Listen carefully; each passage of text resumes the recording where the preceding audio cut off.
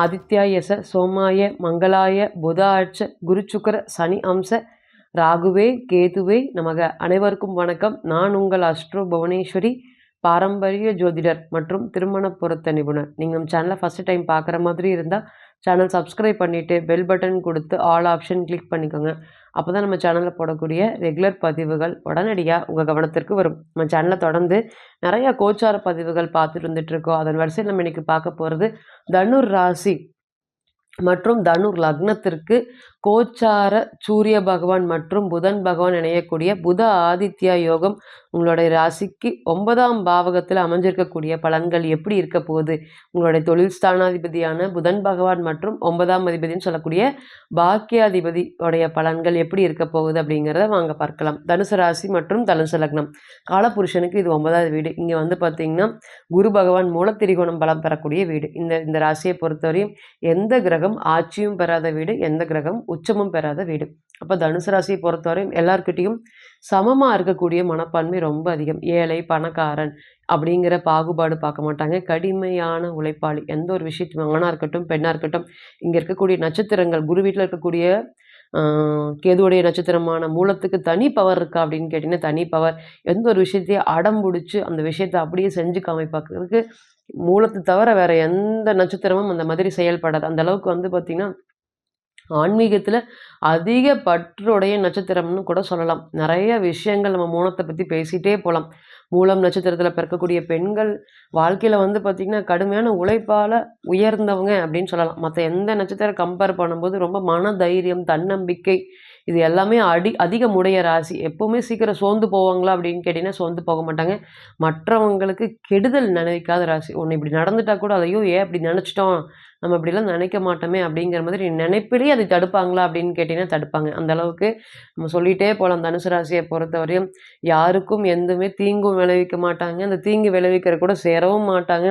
எல்லோரையுமே சமமாக பார்க்காம சமமாக நடத்துவாங்க. நீங்கள் ஏழையாக இருக்கட்டும் பணக்காரட்டும் உங்கள்கிட்ட ஒரு மாதிரி பழகிறது, விசேஷமாக பேசுறது, அந்த மாதிரி இல்லை. நைட்டு 10 மணிக்கு கூப்பிட்டாலும் 11 மணிக்கு கூப்பிட்டாலும் தனுசு எந்த ஒரு பிரதிபலனையும் பார்க்காமல் எல்லோருக்கும் உதவி செய்வாங்க. கையில் இருக்கக்கூடிய பணத்தை கூட நீங்கள் கேட்டிங்கன்னா கூட யார்கிட்டையாவது கடை வாங்கி அவங்க செலவுக்கு வச்சுக்கிட்டு கூட அந்த பணத்தை உங்ககிட்ட கொடுத்துருவாங்க.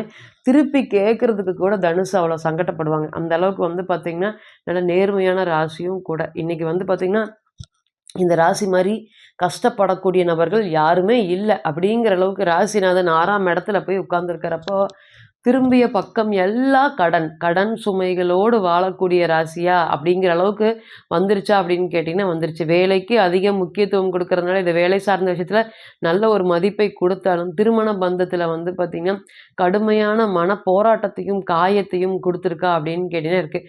துளியுமே நான் சம்மந்தம் இல்லை.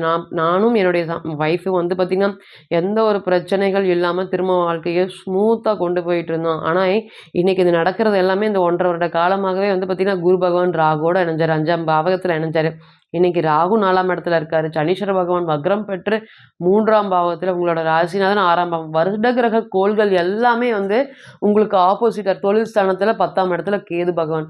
அதனால் வருட கிரக கோச்சாரம் எல்லாமே உங்களுக்கு சப்போர்ட் பண்ண முடியாத ஒரு சூழ்நிலை இருக்கா அப்படின்னு கேட்டிங்கன்னா கண்டிப்பாக இருக்குது.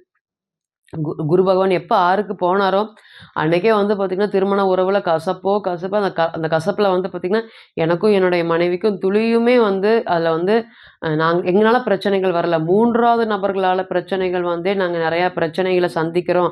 ஏன்னா இது என்ன பண்ணினா சரியாகும் அப்படிங்கிற அளவுக்கு ஒரு மன சுமைகளோடு இருக்குது. இத்தனை வருஷமாக எதுவுமே பிரச்சனை வர ஏறக்குறைய வந்து 10 வருடங்கள் ஆகணும், 6 வருடங்கள் ஆனாலும் எங்களுக்குள்ளே எந்த பிரச்சனையும் இல்லை. ஆனால் இன்றைக்கி வந்து பார்த்திங்கன்னா 3வது நபர்களோட தலையீட்டால் திருமண வாழ்க்கை அப்படிங்கிறது இது காப்பாற்ற முடியுமா முடியாதா அப்படிங்கிற அளவுக்கு பல நாட்கள் வந்து வருத்தப்பட்டுட்டு இருக்கீங்களா அப்படின்னு கேட்டிங்கன்னா இருக்கீங்க. ஒரு பக்கம் தொழில் வந்து பார்த்திங்கன்னா நிலையில்லாத தன்மை. கேது எப்போ உள்ளே வந்தாரோ அப்போவே கடன் வந்துருச்சு. அப்போ வந்து பார்த்திங்கன்னா உங்களோட பிறந்த கால ஜாதகத்தில் அங்கே சுக்கிரன் இருக்கக்கூடிய நபர்கள் எல்லாமே எழுதி வச்சுக்கோங்க. கடன் இல்லாமல் அந்த தொழிலை நீங்கள் நடத்த முடியாது. என்ன ஆரம்பிச்சிங்கனாலுமே நல்ல நேரம் வந்து நீங்கள் ஆரம்பிச்சிங்கன்னா அந்த தொழில் ஸ்தானம் அப்படிங்கிறது இப்போ ஸ்தம்பிச்சு போய் நிற்கிதா. இத்தனை நாளாக நான் எவ்வளோ கஷ்டத்தில் வந்து பார்த்திங்கன்னா நான் வருமானம் பண்ணியிருக்கேன். ஆனால் இந்த அளவுக்கு ஒரு கஷ்டத்தை நான் என்னுடைய வாழ்க்கையில் பார்த்ததில்லை. பேசாமல் ஊரை விட்டு ஓடி போய் வெளியே போய் பழச்சிக்கலாமா அப்படிங்கிறது இருக்கிற அந்தளவுக்கு அந்த அளவுக்கு ஒரு மனக்கவலைகள குடுத்துருக்கு. குடும்ப வாழ்க்கையிலயும் ஒரு அடி, அதேபோல தொழில்லயும் ஒரு அடி. அந்த மாதிரி 2 அடிய பேலன்ஸ் பண்ண முடியாம இன்னைக்கு இருக்கீங்களா? அப்படின்னு கேட்டீங்கன்னா இருக்கீங்க. என்ன ஊருக்கு நல்லவங்களா இருக்கீங்க. இன்னைக்கு நீங்க வளர்த்தி விட்டவங்க எல்லாமே பொருளாதாரத்துல ஒரு நல்ல உயர்வான நிலையில இருந்து, உங்களை ஒரு பெரிய மதிப்பில்லாத ஒரு சூழ்நிலையில நடத்துறாங்க. கௌரவ குறைச்சல் ஒரு பக்கம். இந்த மாதிரி நம்ம சொல்லிட்டே போலாம். தனுசு ராசி பட்டுட்டு இருக்க கஷ்டத்த நம்ம பேசிட்டே போலாம். அந்த அளவுக்கு இருக்குது. இனி வரக்கூடிய நாட்கள் எப்படி இருக்க போகுது?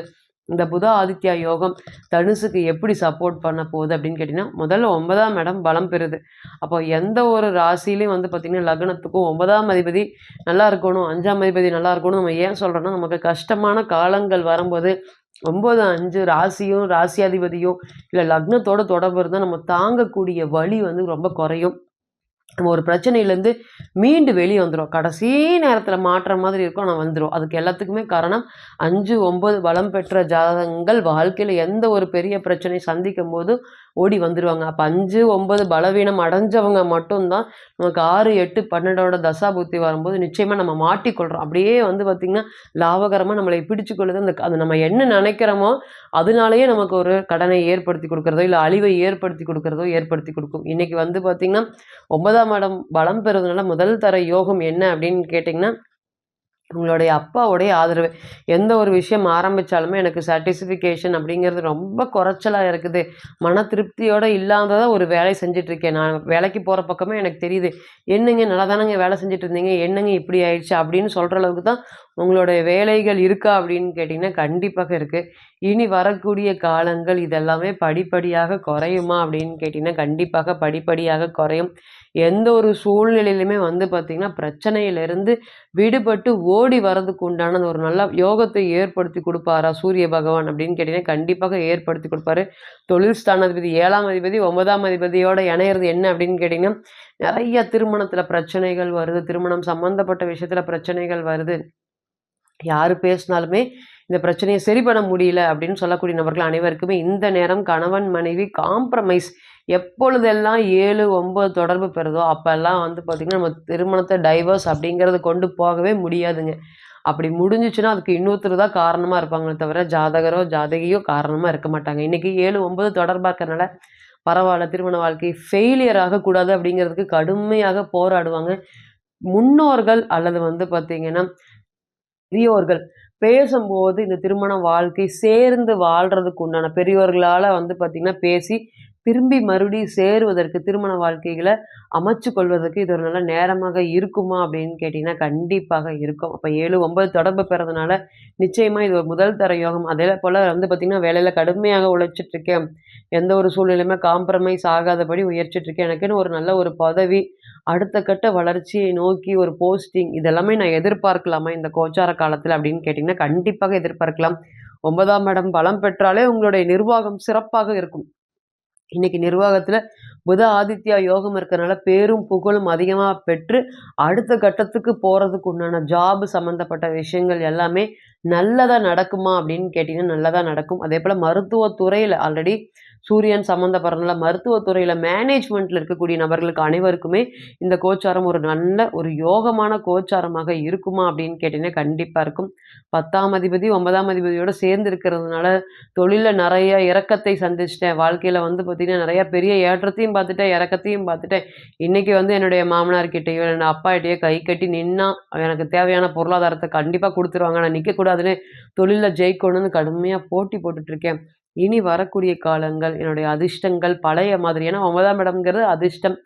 இந்த அதிர்ஷ்டத்து சம்மந்தப்பட்டு எனக்கு வந்து பார்த்தீங்கன்னா, ஒரு பொருள் சம்மந்தப்பட்ட விஷயங்கள் அல்லது வந்து சம்பாத்தியம் சம்மந்தப்பட்ட விஷயங்கள், தொழில் சம்மந்தப்பட்ட விஷயங்கள் எல்லாமே இனி வரக்கூடிய நாட்கள்ல நல்லதாக இருக்குமா? எல்லாருக்குமே நன்மை நடக்குது. ஆனா, எனக்கு மட்டும் நடக்க மாட்டேங்குது.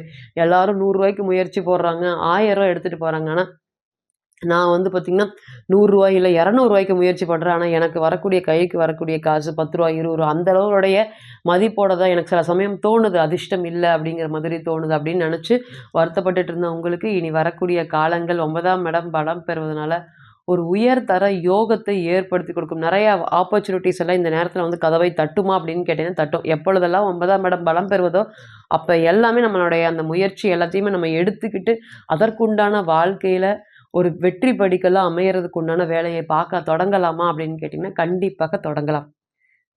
இப்போ நீங்க கேட்டுட்டு இருந்துட்டு இருந்த அனைத்துமே கோச்சார பலன்கள் தான். 40லிருந்து 60% மட்டுமே பொருந்தும். தனிப்பட்ட ஜாதகத்த நம்ம எடுத்து தசாபுத்தி நடப்பு அந்தரம் கணிக்கும்போது, கிரகம் பெற்ற பலம், பலவீனம் அடிப்படையில பலன்கள் கூடவோ, குறையவோ செய்யும் அப்படிங்கிறதுல ஒரு பொது மாற்றம் இல்லைங்க. தனிப்பட்ட ஜாதகத்தை நீங்க ஆலோசனை பண்ண விருப்பப்பட்டா, கீழ இருக்கக்கூடிய இந்த நம்பருக்கு கான்டாக்ட் பண்ணுங்க. நான் வணங்கக்கூடிய நரசிம்மர் உங்க எல்லோருக்குமே நல்ல வளமான வாழ்க்கையை ஏற்படுத்தி தர நான் நிச்சயமா பிரார்த்தனை பண்ணிக்கிறேன். மீண்டும் ஒரு பதிவில் உங்களெல்லாம் சந்திக்கும் வரை உங்களிடமிருந்து விடை பெறுவது உங்கள் அஸ்ட்ரோ புவனேஸ்வரி. நன்றி, வணக்கம்.